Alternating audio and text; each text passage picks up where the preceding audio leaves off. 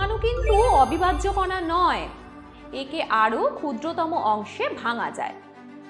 পরমাণুর ভেতরের এই কণাগুলোকে বলা হয় সাব অ্যাটমিক পার্টিকেল। সেগুলো কি কি? প্রোটন, ইলেকট্রন আর নিউট্রন। রাত্রিবেলা বাড়ি ফিরে টিউবলাইটটা জ্বালালাম। সুইচ টিপতে দপদপ করে লাইটটা জ্বলে উঠল। প্রথমে দুপাশটা কালো করে থাকে, তারপরেই লাইট জ্বলে ওঠে। আচ্ছা, আমরা কি কখনো ভেবে দেখেছি কেন এমন হয়? টিউবলাইটের সাদা আলোটাই বা আসে কোথা থেকে? এর উত্তর পেতে হলে আমাদের জানতে হবে বিজ্ঞানী উইলিয়াম ক্রুকসের পরীক্ষার কথা। তিনি খুব অল্প চাপে একটা বায়ুশূন্য আবদ্ধ কাঁচনল নিলেন। সেখানে তিনি দুটো ধাতব তড়িৎদ্বার ক্যাথোড আর অ্যানোডকে রাখলেন, যাদের বিভব পার্থক্য খুব বেশি।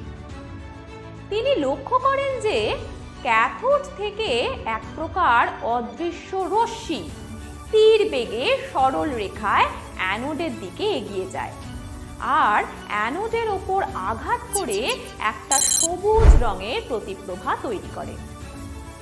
ক্যাথোড থেকে উৎপন্ন হয় বলে এই রশ্মির নাম দেওয়া হয়েছিল ক্যাথোড রশ্মি।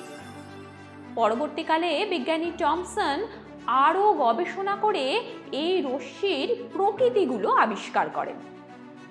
যেমন ধরো, ক্যাথোড রশ্মি পাতলা ধাতব পাতকে ভেদ করে যেতে পারে। এছাড়াও ক্যাথোড রশ্মির গতিপথে পাতযুক্ত একটা হালকা চাকা রাখলে চাকাটা ঘুরতে থাকে। এর থেকে কি প্রমাণ হলো তাহলে? রশ্মিটার ভরবেগ রয়েছে, তাই না?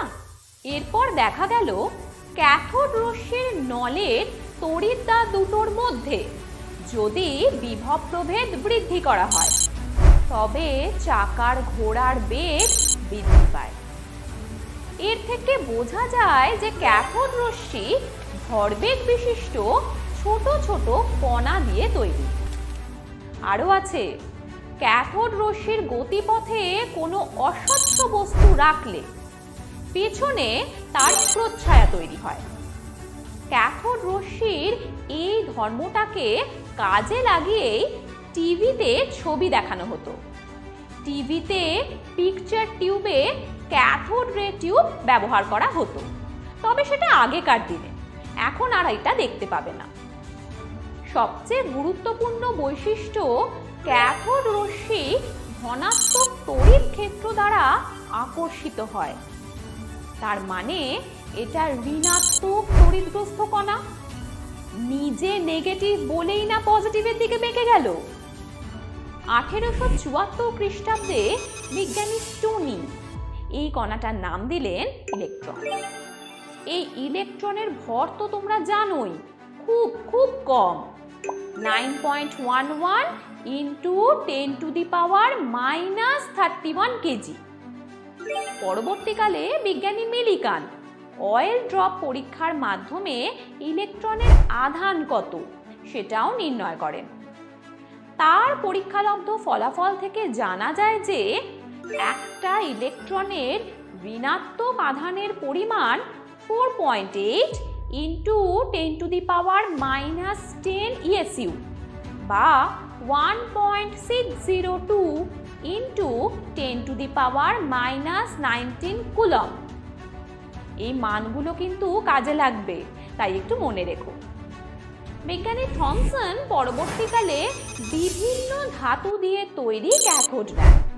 ক্যাথোড সৃষ্টিকারী ওই নলটায়, অ্যানোডটাকে কিন্তু পাল্টালেন না। একটা নির্দিষ্ট অ্যানোডের ক্ষেত্রে ক্যাথোডগুলোকে পাল্টে পাল্টে প্রতিটা ক্ষেত্রে উৎপন্ন ক্যাথোড কণা মানে ইলেকট্রনের আধান এবং ভরের অনুপাত মানে E/m এর মান নির্ণয় করেন। দেখা গেল প্রত্যেকবার মানটা আসছে 1.758 ইন্টু 10⁸ কুলম পার গ্রাম। আবার একটা আবদ্ধ কাঁচ নলে যদি আলাদা আলাদা গ্যাস নিয়ে কাজ করি আর প্রতিবার এই গ্যাসগুলো থেকে প্রাপ্ত ইলেকট্রনের E/m এর মান নির্ণয় করি। দেখা যাচ্ছে এবারেও প্রতি ক্ষেত্রে E/m এর মান একই হচ্ছে, আর সেই মানটা হলো ওই 1.758 ইন্টু 10⁸ কুলম্ব পার গ্রাম। তার মানে কি বুঝলাম? ইলেকট্রনের প্রকৃতি ক্যাথোডে ব্যবহৃত ধাতু বা কাঁচ নলে নেওয়া গ্যাসের ওপর মোটেই নির্ভর করে না। মানে ইলেকট্রনকে আমরা বলতে পারি পদার্থের মূলগত কণা বা ফান্ডামেন্টাল পার্টিকেল। বোঝা গেল তো?